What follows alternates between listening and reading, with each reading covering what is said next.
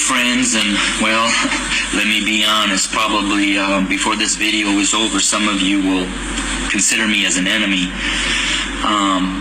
But I wanted to share a couple minutes about my thoughts, not only on the tragedies that we have been experiencing over these past months, and especially these last couple of days with the shootings of our black men, but what I'm coming to learn over my 23-year journey of being a white man, living and ministering amongst my black family here in several inner cities of Chicago. And I'm going to speak very black and white because, let's be honest, it's a black and white issue. I want to take you to the book of Exodus, chapter 1, and I wanted to share a little bit of what took place prior to the rise of Moses. When I read that, it talked about that the Pharaoh became concerned and very fearful that the Hebrew slaves were growing in number and in power. So in order to maintain their oppression, he put upon them great labor. He put upon the Hebrew slaves cruelty to keep them down. However, they still grew. And so he brought together some midwives, and he instructed them that when a Hebrew boy was born, kill him. Well, these midwives did not follow, and the Hebrew slaves continued to grow.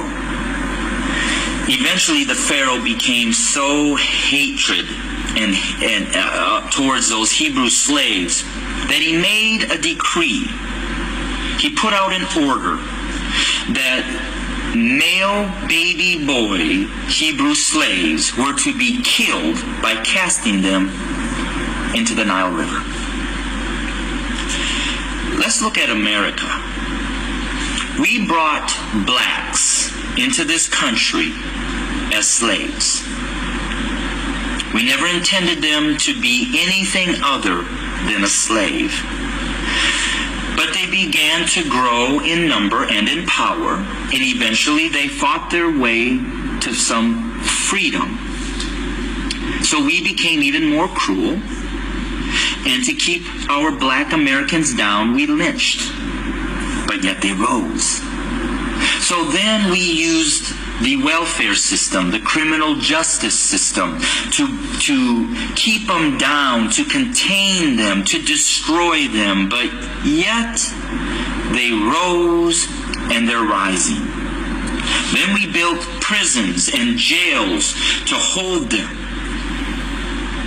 Yet they rose. And so now we are doing exactly what the Pharaoh did at the end, sending out a decree: kill them.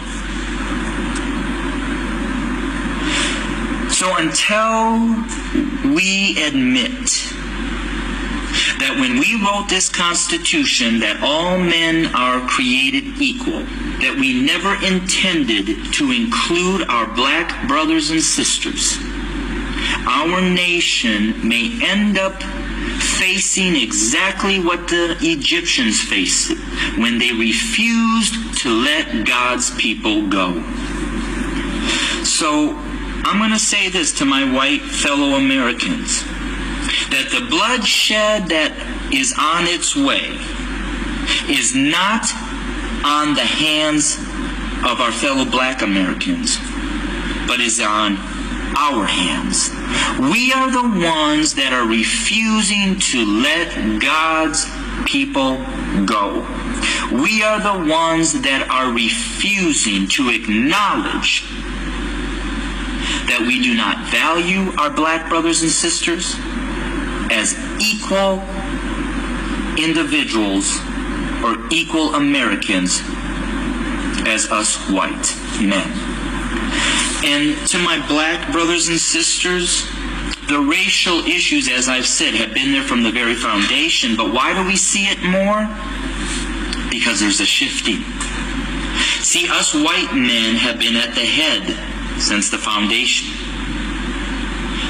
But we've had a black president. And you know, we've done everything in our power to keep him from really changing things. Now we have another minority rising to the top, a white female. What does that say? Those of us who are white men who have been at the head are now starting to see and fear that we are going to become the tail. And we know what we've done to you. And so now we're fearful that you're going to do to us what we have done to you. But I will say this. I've lived in a black community for 23 years. I've never been treated the way that this country has treated my black Americans. So I call out my white Americans to say we better heed, repent, acknowledge, and change. Because if we don't, I just want to again say this. The bloodshed that we will experience is on our hands, not the hands of our fellow black Americans.